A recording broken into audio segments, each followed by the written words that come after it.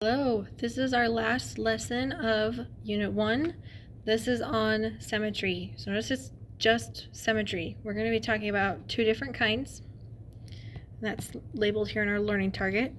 We can use reflections and rotations to find lines and points of symmetry. So we're not only going to be doing just folding papers over like this, but we're also going to be talking about something that's a bit newer, I think. It's called rotational symmetry as well. So let's do it.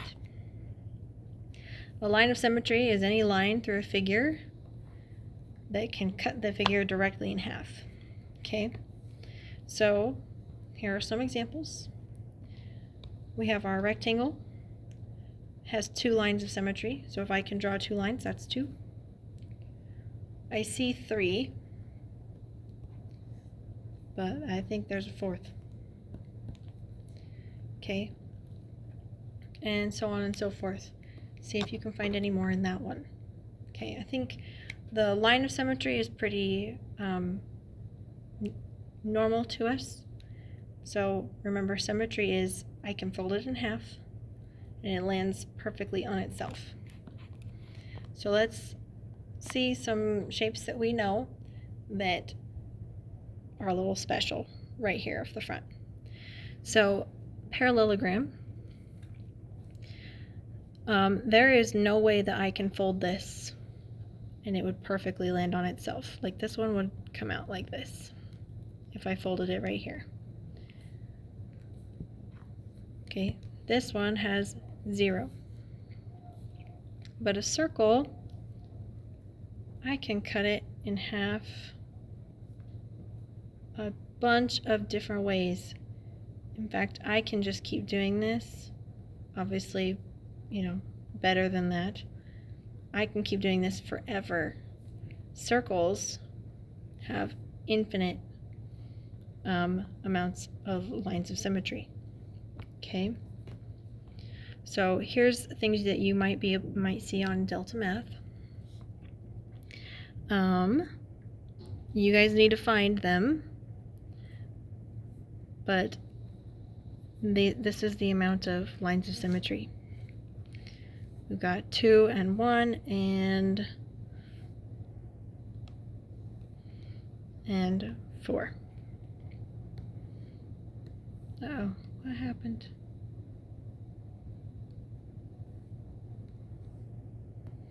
Okay, 4.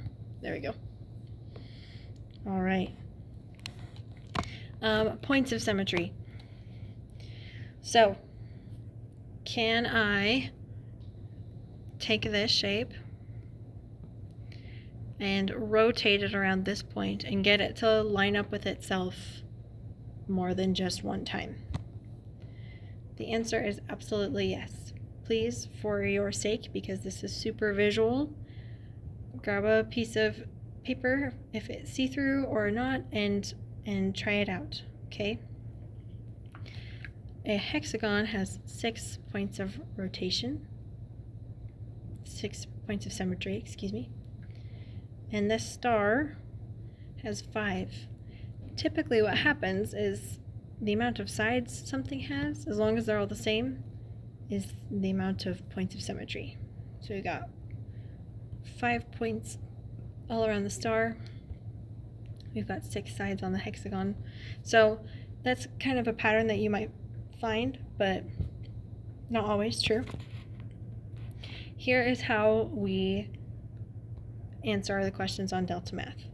So we don't just care about how many points of symmetry that it has, we care about the smallest degree of symmetry. So what I mean is, from here to here, what is the degree? Like out of 360, on a circle. So how we do this is we calculate 360, so that'd be degrees, divided by the number of points of symmetry.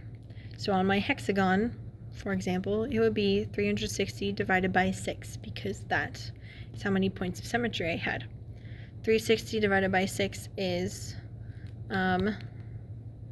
60.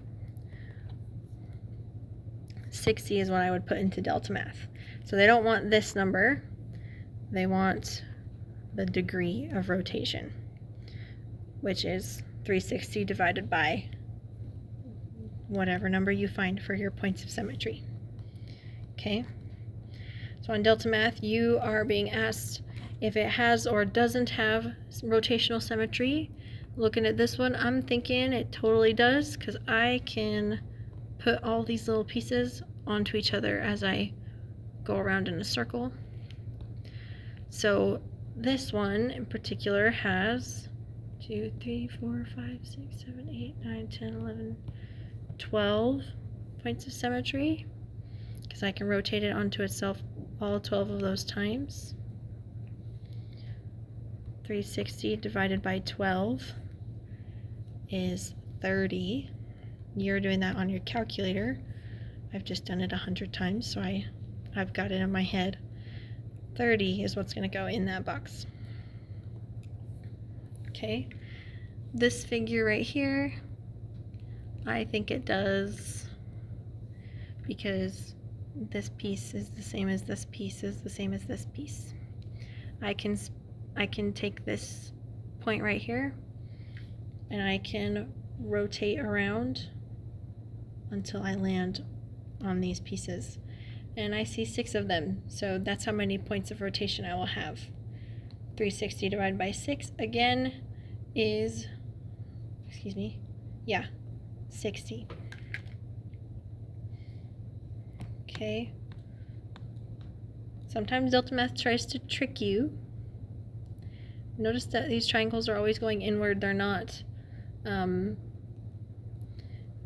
the same. So if I rotate just 60 degrees over, it should, like if it was lining up, it would look like that. But because my triangles are inverted like this, we only have rotational symmetry 3 times. So 360 divided by 3 is 120.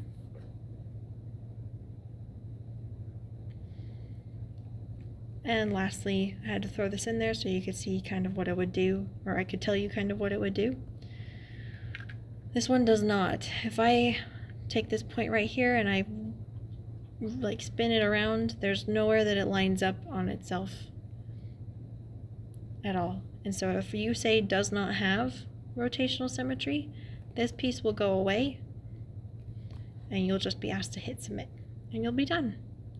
Okay, so that's kind of how symmetry goes. That's how your homework will go. Email me if you have any questions at all. Thank you.